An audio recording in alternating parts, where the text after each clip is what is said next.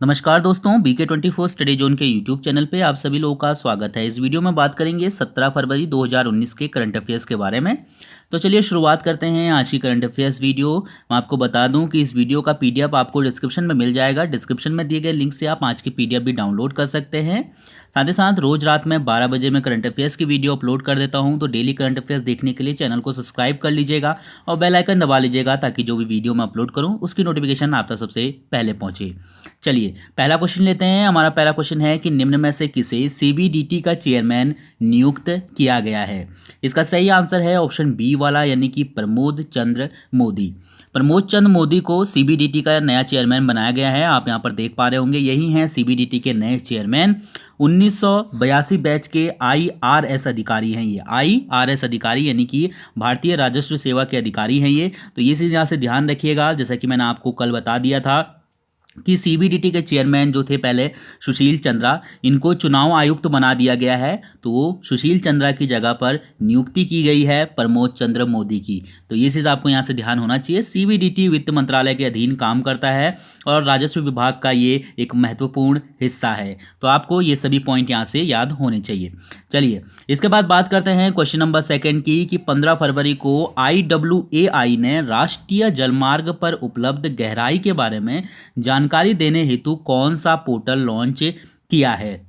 इसका सही आंसर है ऑप्शन ए वाला, यानी कि लाडिस, LADIS। ये पोर्टल लॉन्च किया है राष्ट्रीय जलमार्ग प्राधिकरण पर गहराई के बारे में जानकारी देने के लिए IWAI की तरफ से इस पोर्टल को लॉन्च किया गया है। इस पोर्टल का यहाँ पर मैं आपको फुल फॉर्म भी बता दूंगा। इसका जो फुल फॉर्म है, क्या है इसका फुल फॉर्म? इसका फुल फॉर्म है list available depth information system. इसके तहत होगा क्या, जो भी राष्ट्रीय जलमार्ग पर जो जहाज चलते हैं उनके मालिकों को ये जानकारी उपलब्ध करवाई जाएगी कि कहाँ पर कितनी गहराई है पानी की। ठीक है, तो ये चीज़ यहाँ से हमें ध्यान होनी चाहिए और इससे निश्चित तौर पे फ़ायदा होगा। जो है जहाज मालिकों को पहले से पता होगा कि उनको जो है किस तरीके से पूरे जो जलमार्ग पर वो जा रहे हैं, जिस जलमार्ग पर, उस जलमार्ग के लिए उनको जो है किस तरीके की तैयारी करनी है ताकि रास्ते में कोई उनको दिक्कत ना हो।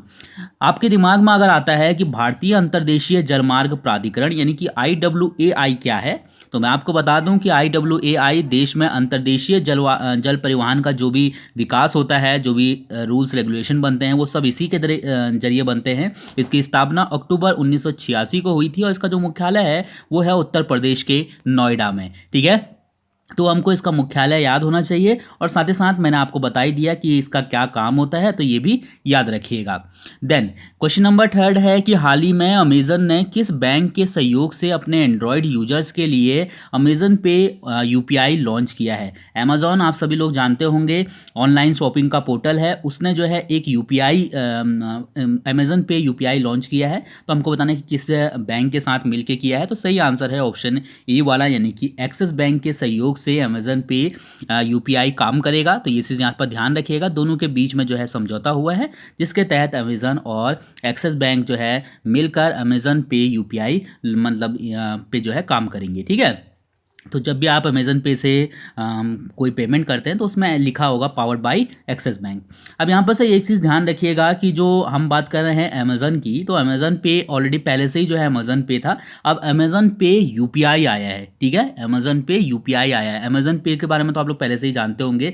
तो इससे होगा क्या कि जब भी आप अमेजन पे कोई शॉपिंग करते हैं तो आप डायरेक्टली जो है अमेजन पे की एक ID से डायरेक्टली पैसा अपना जो है मतलब शॉपिंग कर सकते हैं। ठीक है, पैसा आपका जो है अमेजन पे की ID से ही कट जाएगा।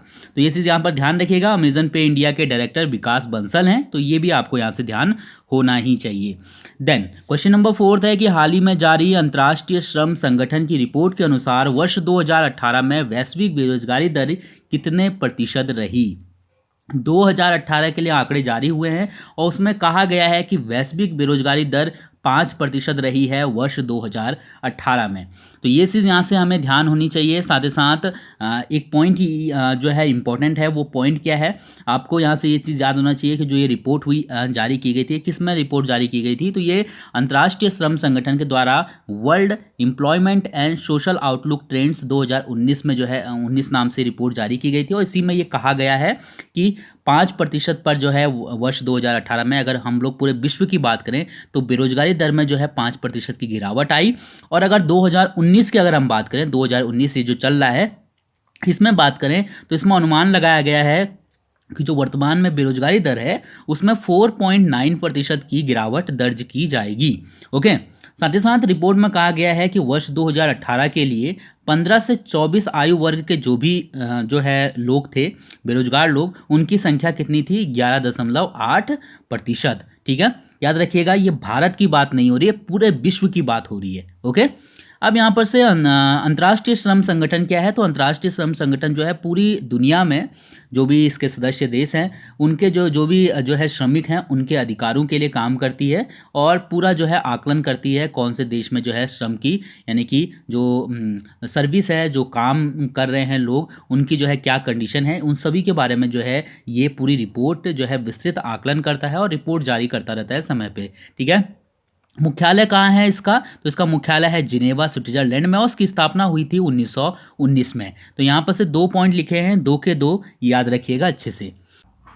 क्वेश्चन नंबर 5 है कि 15 फरवरी को विश्व बैंक, भारत सरकार और किस राज्य के मध्य पेयजल सुविधा हेतु $40 मिलियन के ऋण समझौते पर हस्ताक्षर हुए? इसका सही आंसर है ऑप्शन बी वाला, यानी कि हिमाचल प्रदेश। विश्व बैंक, भारत सरकार और हिमाचल प्रदेश के बीच में 15 फरवरी को $40 मिलियन के ऋण समझौते पर हस्ताक्षर हुए हैं। जो पैसा दिया गया है वो हिमाचल प्रदेश के ग्रेटर शिमला एरिया में स्वच्छ और विश्वसनीय जल सुविधा उपलब्ध करवाने के लिए दिया गया है। तो ये चीज़ यहाँ से ध्यान होनी चाहिए। साथ ही साथ आपको ये चीज़ पता होनी चाहिए कि वर्तमान में शिमला में जो है जल समस्या काफ़ी ज़्यादा है। यहाँ पर 40 मिलियन लीटर जो है दैनिक पानी मिलता है लोगों को, जबकि ज़रूरत है 56 मिलियन लीटर की। ठीक है, तो उम्मीद है कि ये जो समझौता हुआ है विश्व बैंक के साथ, इससे यहाँ पर जो जल की जो समस्या है उसका हल किया जा सकेगा। साथ ही साथ यहाँ पर जो सीवेज की जो है सुविधा लोगों को दी जाएगी। सीवेज कंडीशन यहाँ पर काफ़ी जो है ख़राब है, जिसकी वजह से पानी भी ख़राब हो जाता है। सीवर लाइन आपने सुनी होंगी, उसकी वजह से जो है यहाँ पर कई जगह ऐसी कंडीशन हो जाती है कि उसकी वजह से जो है पानी भी ख़राब हो जाता है। तो उन्हीं सब चीज़ों को जो है निपटान करने के लिए ये पैसा खर्च किया जाएगा। तो ये सब चीज़ें हमें यहाँ से ध्यान होनी चाहिए, एक एक पॉइंट अच्छे से याद रखिएगा। इसके बाद मैंने हिमाचल प्रदेश के बारे में कुछ पॉइंट लिखे हैं, तो आप लोग हम हिमाचल प्रदेश के बारे में कुछ चीज़ें जानिएगा। राजधानी है हिमाचल प्रदेश की शिमला, जिले हैं 12, राज्यपाल आचार्य देवव्रत हैं, मुख्यमंत्री हैं जयराम ठाकुर, मुख्य न्यायाधीश सूर्यकांत हैं। और इसी तरीके से सीटों की बात करते हैं तो विधानसभा के लिए 68 सीटें हैं, राज्यसभा के लिए 3 और लोकसभा के लिए 4 सीटें हैं हिमाचल प्रदेश से। देन क्वेश्चन नंबर 6 है हमारा कि हाल ही में बाफ्टा फिल्म अवार्ड्स 2019 में निम्न में से किसे बेस्ट फिल्म का अवार्ड दिया गया है? बाफ्टा फिल्म में बेस्ट फिल्म चुनी गई है रोमा। तो ये चीज़ हमको यहाँ से ध्यान होनी चाहिए। रोमा को वर्ष 2019 सर्वश्रेष्ठ जो है फिल्म चुना गया है, यहाँ पर आप देख पा रहे होंगे। तो ये चीज़ हमें यहाँ से ध्यान होनी चाहिए। ठीक है, लीडिंग एक्ट्रेस जो ओलिविया कोलमैन हैं, इनको जो है बेस्ट एक्टर का अवार्ड दिया गया है। और साथ ही साथ अगर हम बात करें रमी मालिक की, तो इनको जो है बेस्ट एक्टर का अवार्ड दिया गया है। तो ये बेस्ट एक्ट्रेस ये होंगी और बेस्ट एक्टर ये होंगे। तो इन दोनों का नाम याद रखिएगा, दोनों की तस्वीर आपको सामने दिख रही होगी। ये हैं बेस्ट एक्ट्रेस और ये हैं बेस्ट एक्टर, जिनको कि बाफ्टा फिल्म अवार्ड में ये पुरस्कार दिए गए हैं। यहाँ पर से अगर हम बात करें डायरेक्टर की, तो डायरेक्टर अल्फोंस क्यूरो को बेस्ट डायरेक्टर चुना गया है। तो ये पॉइंट भी जरूर याद रखिएगा। ठीक है, अब बात करते हैं कि ये बाफ्टा है क्या चीज़। तो बाफ्टा को बेसिकली ऑस्कर के समतुल्य माना जाता है। अमेरिका का जो ऑस्कर अवार्ड है उसके समतुल्य माना जाता है। ये जो अवार्ड है बाफ्टा, ये British academy of film and television arts द्वारा दिया जाता है। ठीक है, तो हर साल ये पुरस्कार दिए जाते हैं और अभी जो वर्ष 2019 में दिए गए हैं उसमें मैंने आपको बता दिया है सर्वश्रेष्ठ फिल्म रोमा को चुना गया है, और एक्ट्रेस में ओलिविया कोलमैन को, इसी तरीके से एक्टर में रमी मालिक को।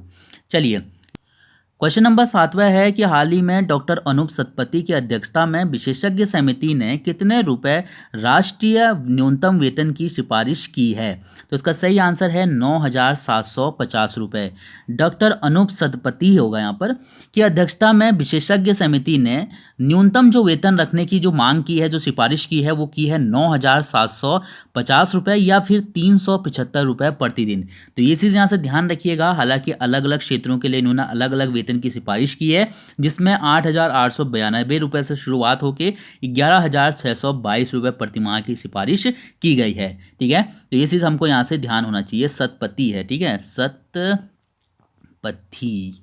ये चीज़ ध्यान रखिएगा। पति लिख दिया मैंने, ये इतना चीज़ यहाँ से ध्यान रखिएगा। क्वेश्चन नंबर 8वां है कि 16 फरवरी को वायु शक्ति अभ्यास 2019 का आयोजन कहाँ किया गया। सही आंसर है ऑप्शन डी वाला, यानी कि राजस्थान। राजस्थान के पोखरण में वायु शक्ति अभ्यास 2019 का आयोजन किया गया। ये जो अभ्यास है इसका उद्देश्य वायुसेना के लड़ाकू विमानों का प्रदर्शन करना है। ठीक है, तो ये चीज़ यहाँ से ध्यान रखिएगा। भारतीय रक्षा मंत्री निर्मला सीतारमण है, तो ये पॉइंट भी आपको याद होना चाहिए। इसी तरीके से अगर हम बात करें वायुसेना का जो ये अभ्यास है, वायु शक्ति अभ्यास, तो ये क्या चीज़ है, तो इसकी शुरुआत 1953 में की गई थी और हर 3 साल में एक बार जो है इसका आयोजन किया जाता है। जो भी वायुसेना के जो भी हथियार हैं, जो लड़ाकू विमान हैं, उनका जो है यहाँ पर प्रदर्शन किया जाता है। तो ये चीज़ हमें पता होनी चाहिए। साथ में यहाँ पर आपको देख पा रहे होंगे, ये हैं वायुसेना प्रमुख, इनका नाम है BS धनोआ, यानी कि बीरेंद्र सिंह धनोआ। ठीक है, तो ये चीज़ भी याद रखिएगा, वायुसेना प्रमुख है ये। इसके बाद क्वेश्चन नंबर 9 है हमारा कि हाल ही में नासा द्वारा ब्रह्मांड की उत्पत्ति की जांच करने के लिए वर्ष 2023 में किस दूरबीन को लॉन्च करने की घोषणा की गई है। सही आंसर है ऑप्शन ए वाला, यानी कि स्पेयर। ठीक है, स्पेयर एक्स जो दूरबीन है उसको लॉन्च करेगा नासा 2023 में, और ये जो दूरबीन होगा इसके माध्यम से पता लगाया जाएगा कि जो हमारा ब्रह्मांड है उसकी उत्पत्ति कैसे हुई, उसका विकास कैसे हुआ। ठीक है, तो ये चीज़ यहाँ से ध्यान रखिएगा और ये चीज़ आपको ज़रूर पता होनी चाहिए। इसका जो दूरबीन है इसका नाम आपको पता होना चाहिए।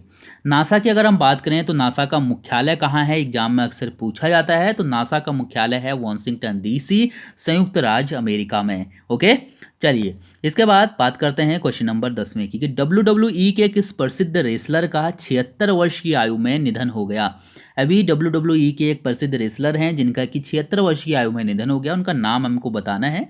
सही आंसर है ऑप्शन डी वाला, यानी कि पेड्रो मोरालेस। पेड्रो मोरालेस का 76 वर्ष की आयु में निधन हो गया। आप यहाँ पर देख पा रहे होंगे, यही है ये। याद रखिएगा कि इनके नाम WWE के इतिहास में पहली जो है ट्रिपल क्राउन चैंपियन ये रहे थे। तो ये चीज़ हमको पता होना चाहिए। साथ ही साथ सबसे लंबी अवधि तक WWE के चैंपियन भी रहे ये। अब इन्हीं का निधन हो गया है 76 वर्ष की आयु में। ठीक है, तो काफ़ी जो है प्रसिद्ध नाम था इनका, एग्जाम के लिए काफ़ी अच्छा क्वेश्चन है ये। पेड्रो मोरालेस इनका नाम था, 76 वर्ष की आयु में इनका निधन हुआ है। अब यहाँ से हम लोग कल के कुछ क्वेश्चन की बात करते हैं। संडे है, एंजॉय करिए। 10 क्वेश्चन मैंने ले रखे हैं, बाकी के कल देखते हैं। कल के जो है कुछ क्वेश्चन थे आपके लिए। पहला क्वेश्चन था कि हाल ही में जारी ग्लोबल करप्शन इंडेक्स 2018 में भारत को कौन सा स्थान प्राप्त हुआ है। सही आंसर ऑप्शन सी वाला था, यानी कि 78वां स्थान। ग्लोबल करप्शन इंडेक्स 2018 में भारत को 78वां स्थान प्राप्त हुआ है। क्वेश्चन नंबर 2 था आपके लिए कि भारत ने किस वर्ष कारगिल का युद्ध लड़ा था। कब लड़ा था भारत ने कारगिल का युद्ध? 1999 में। देन इसके बाद आपके लिए आज के कुछ प्रश्न हैं जिनके आंसर आपको कमेंट करके देने हैं। पहला क्वेश्चन आपके लिए है कि निम्न में से किसे हाल ही में एयर इंडिया का CMD नियुक्त किया गया है। एयर इंडिया का CMD किसे बनाया गया है, ये हमें बताना है। कमेंट करके मुझे इसका आंसर दीजिएगा। और सेकंड क्वेश्चन आपके लिए है कि अर्ली एड एशिया 2019 के 2 दिवसीय सम्मेलन का आयोजन कहाँ किया गया। ठीक है, तो बताइएगा कि अर्ली एड एशिया 2019 2 दिवसीय जो सम्मेलन था उसका आयोजन कहाँ किया गया। So thank you so much इस वीडियो को देखने के लिए। आपका दिन शुभ हो और उम्मीद करते हैं कि आपको ये वीडियो पसंद आई होगी। Thank you so much.